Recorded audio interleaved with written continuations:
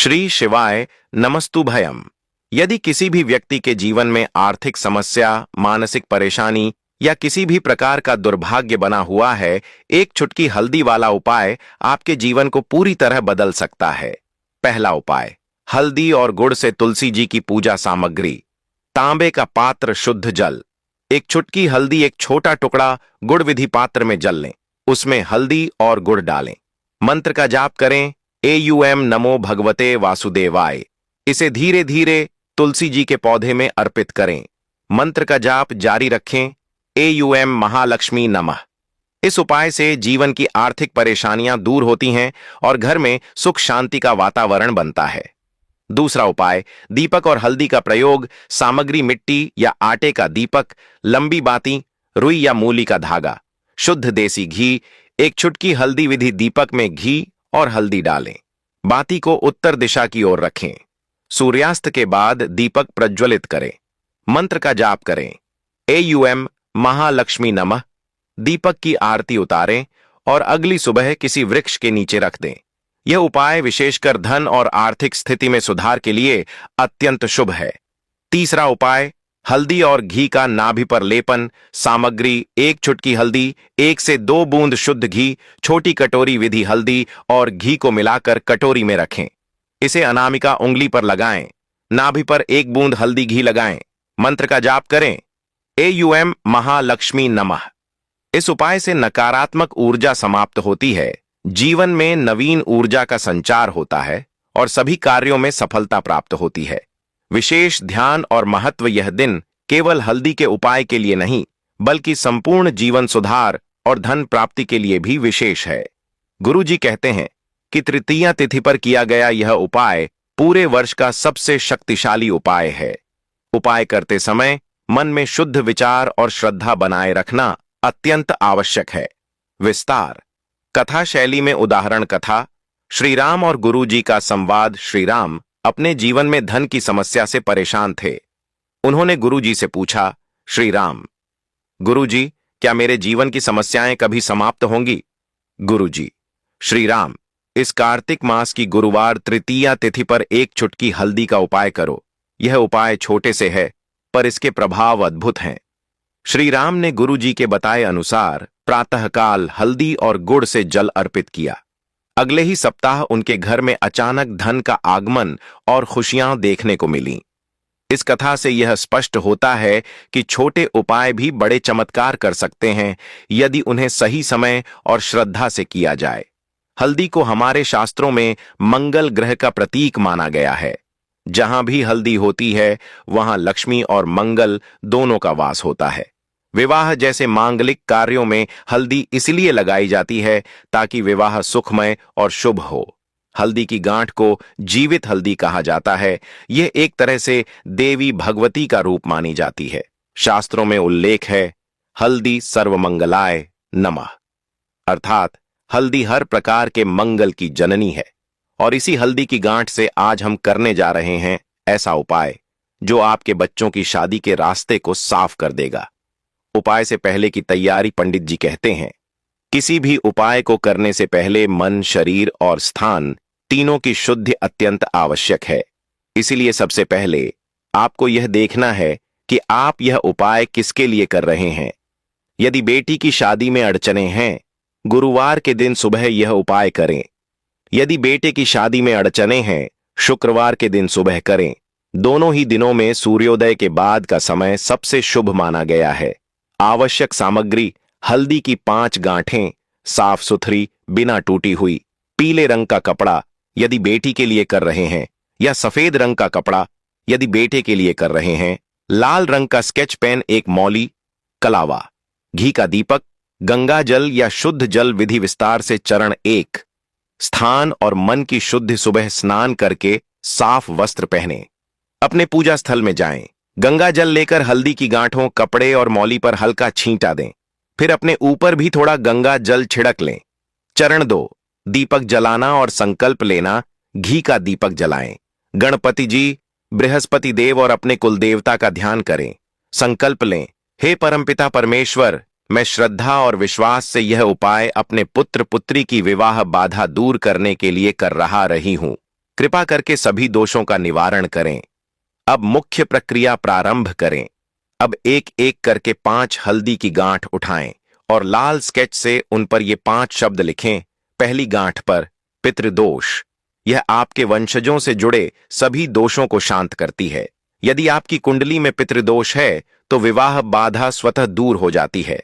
दूसरी गांठ पर मंगल दोष। यह विशेष रूप से मंगली दोष को शांत करती है। विवाह में बार बार रुकावटें या असमय टूटने वाले रिश्तों का निवारण करती है। तीसरी गांठ पर कुंडली दोष। कई बार कुंडली में बने ग्रहयोग ही बाधा बनते हैं। यह गांठ उन सभी अवरोधों को समाप्त करती है। चौथी गांठ पर नजर दोष। विवाह न हो पाने का एक बड़ा कारण दृष्टि दोष भी होता है। यह गांठ नजर बाधा से मुक्ति देती है। पांचवीं गांठ पर अन्य दोष। इसका अर्थ है कोई अज्ञात, छिपा हुआ या दुर्लभ कारण जो बाधा बन रहा है वह सब नष्ट हो जाए। गांठों का पूजन और पोटली निर्माण। अब इन 5 गांठों को मौली, कलावा से आपस में बांध लीजिए। यह एक सिद्ध बंधन बन जाएगा जो 5 दोषों को बांधकर निष्क्रिय कर देता है। इसके बाद यदि बेटी के लिए उपाय कर रहे हैं, पीले कपड़े में बांधें। यदि बेटे के लिए कर रहे हैं, सफेद कपड़े में बांधें। एक छोटी सी पोटली बना लें और उसमें सिर्फ एक ही गांठ लगाएं, 2 नहीं। याद रखें, यह गांठ संपूर्णता का प्रतीक है। अब इस पोटली का स्पर्श यदि आपका बेटा या बेटी घर में है तो इस पोटली को उनके माथे से एक बार टच कराएं। यदि घर में नहीं है तो उनकी तस्वीर के माथे पर यह पोटली हल्के से लगाएं। फिर वह पोटली अपने घर के पूजा स्थान में रखें। जहां भगवान की तस्वीर रखी हो उस तस्वीर के पीछे इस पोटली को रख दें। इस पोटली को छूना नहीं है, देखना नहीं है, हिलाना नहीं है, बस श्रद्धा से वहीं रख दें। प्रार्थना मंत्र। अब दोनों हाथ जोड़कर यह प्रार्थना बोलें। हे परमपिता परमेश्वर, हे गणपति महाराज, हे बृहस्पति देव, यह उपाय मैंने सच्चे मन से किया है। मेरे पुत्र पुत्री के विवाह में जो भी दोष, बाधा या विलंब है वह सब शांत हो जाए। मेरे बच्चे को मनचाहा, संस्कारी और शुभ जीवन साथी मिले। मेरे कुल का मंगल हो, घर में सुख शांति बनी रहे। ओम नमो भगवते वासुदेवाय नमः। ओ उपाय के बाद क्या करें? अब आपको इस पोटली को रोज छूना नहीं है। सिर्फ हर दिन पूजा करते समय दीपक जलाते हुए भगवान से मन ही मन एक वाक्य कहें, हे प्रभु, मेरे बच्चे का विवाह शीघ्र संपन्न हो। बस इतना ही। जब विवाह फिक्स हो जाए, तब जब आपको पता चले कि आपके बच्चे का रिश्ता पक्का हो गया है और विवाह की तिथि निश्चित हो चुकी है, तब किसी शुभ दिन सुबह इस पोटली को किसी बहते हुए जल में प्रवाहित करें, जैसे नदी, नाला या घर के पास का कोई प्रवाह। यदि बहता हुआ जल उपलब्ध न हो तो किसी पीपल के पेड़ के नीचे इस पोटली को खोल कर रख दें। यह प्रकृति में समर्पण है जो ब्रह्मांड में भेजी गई आपकी प्रार्थना को पूर्णता देता है। उपाय के गूढ़ रहस्य पंडित जी समझाते हैं। हल्दी मंगल ग्रह की धातु जैसी होती है। यह पीत वर्ण का प्रतीक है जो बृहस्पति देव का भी रंग है। बृहस्पति का संबंध विवाह योग और जीवन साथी चयन से होता है। जब हम हल्दी की गांठ पर दोष का नाम लिखते हैं तो यह उस दोष की ऊर्जा को हल्दी के भीतर खींच लेती है। मौली, कलावा का लाल रंग मंगल ग्रह की अग्नि शक्ति को दर्शाता है जो उन नकारात्मक ऊर्जाओं को जला देता है। इस तरह यह पूरा उपाय ऊर्जा शुद्ध प्रक्रिया बन जाता है। सावधानियां और निषेध। इस उपाय के दौरान किसी से हंसी मजाक या बातचीत न करें। उपाय के बाद 24 घंटे तक कोई नकारात्मक सोच न लाएं। इस उपाय को करते समय मन में एक ही संकल्प रखें, मेरे बच्चे की शादी शुभ हो। किसी और व्यक्ति को यह पोटली दिखाएं नहीं। उपाय के दिन मांस, शराब या तामसिक भोजन न करें। पंडित जी बताते हैं, एक बार मेरे पास जयपुर से एक महिला आई। उनकी बेटी 30 वर्ष की थी। कई बार रिश्ते बने लेकिन बात बनते बनते टूट जाती थी। मैंने उन्हें यही हल्दी की गांठ वाला उपाय बताया। उन्होंने श्रद्धा से किया और मात्र 28 दिन में रिश्ता तय हो गया। आज उनकी बेटी सुखी गृहस्थ जीवन जी रही है। इसी तरह बनारस के एक पिताजी ने भी यही उपाय शुक्रवार को अपने बेटे के लिए किया था। वो बताते हैं, पंडित जी, मैं तो विश्वास नहीं कर पा रहा था, पर उपाय के 15वें दिन ही अचानक से विदेश में रहने वाली एक परिवार से रिश्ता तय हुआ। पंडित जी अंत में कहते हैं, बेटे बेटियों की शादी केवल ग्रहों से नहीं, उनके माता पिता के श्रद्धा और आशीर्वाद से तय होती है। ग्रह तो केवल माध्यम है, असली चमत्कार विश्वास करता है। तो मेरे प्यारे दर्शकों, यदि आपके घर में भी विवाह में बाधा है, तो यह हल्दी की गांठ का उपाय पूरे विश्वास के साथ करें। यह उपाय कभी खाली नहीं जाता। तो दोस्तों, आज की यह दिव्य जानकारी यहीं समाप्त होती है।